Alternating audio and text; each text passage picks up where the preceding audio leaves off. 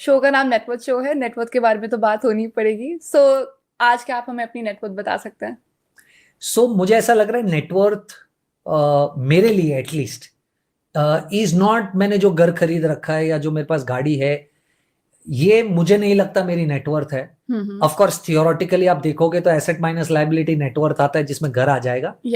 पर मैं घर, गाड़ी, इन सबको नेटवर्थ या एसेट्स में नहीं गिनता इन जनरली। अगर लिक्विड इन्वेस्टमेंट्स की बात करें, जो लिक्विड है और मैं उसे कभी भी निकाल सकता हूं, तो I will be close to 10 crore plus in investable assets. And also इसी को थोड़ा एक्सप्लोर करते हैं। Can you talk to us about your asset allocation? कितना पैसा कहाँ लगा रखा है? सो लाइक आई सेड, मैं मेरी जर्नी में 2 चीज तो सीख गया था कि डायरेक्ट स्टॉक्स नहीं करना है क्योंकि मुझे नहीं आता है, राइट, एंड एफएनओ नहीं करना है, right. And over period of time में ये दूसरी चीज समझ गया था कि देखिए, वेल्थ बनाने का मंत्र बड़ा सिंपल है, करना मुश्किल है, समझना सिंपल है। वेल्थ कैसे बनाओगे? आप पैसा इन्वेस्ट करोगे, जिसपे रिटर्न आएगा, तो आपकी वेल्थ क्रिएट होगी जी। एक रिटेल इन्वेस्टर को क्या समझने की जरूरत है? अगर इन 2 कंपोनेंट से वेल्थ क्रिएट हो रही है, पैसा इन्वेस्ट करो, जिसपे रिटर्न बनेगा, वेल्थ क्रिएट होगी। एज अ रिटेल इन्वेस्टर, इन दोनों एलिमेंट्स में से कौन सा एलिमेंट आपके हाथ में है? पैसा इन्वेस्ट करना या इस पे कितना रिटर्न जनरेट होगा?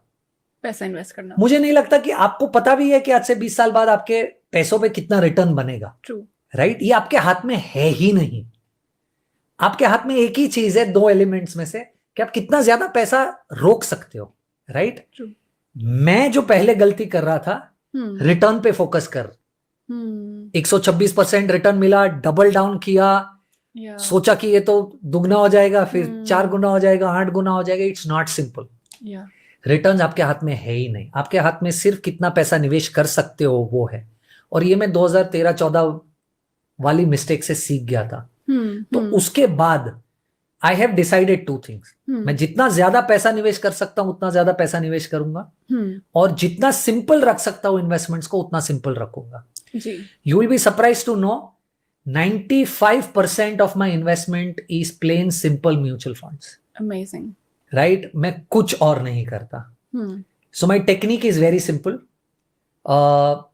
Again, coming from a privilege background, क्योंकि थोड़ी पढ़ाई की है, बिजनेस अच्छा चल रहा है, पैसा बना रहा हूं, शायद हर किसी के लिए ये एप्लीकेबल ना हो, पर मैं कोशिश करता हूं 70% of my income gets invested every year. 70% of my income. And I make it a point that I invest that much. Yeah. तो मेरी एक SIP चल रही है हर महीना। हर क्वार्टर के एंड पे अगर उस SIP के बाद और मेरे खर्चे के बाद भी कुछ पैसा बचा, तो वो पैसा भी उन्हीं 4 या 5 म्यूचुअल फंड्स में लग जाएगा जिसमें मेरी SIP चल रही है। Okay. साल के एंड में कुछ पैसा बचा, वही उसी फंड्स में लग जाएगा। कोई टाइमिंग का प्रॉब्लम नहीं है, कुछ नहीं। क्वार्टर एंड पे पैसा बचा, मार्केट ऊपर हो या नीचे हो, मैं देखता भी नहीं हूं। मैं सिर्फ उसी 4 या 5 फंड्स में वापस पैसा डिप्लॉय कर देता हूं। That is my simple strategy. मैं कुछ और नहीं करता इसके अलावा।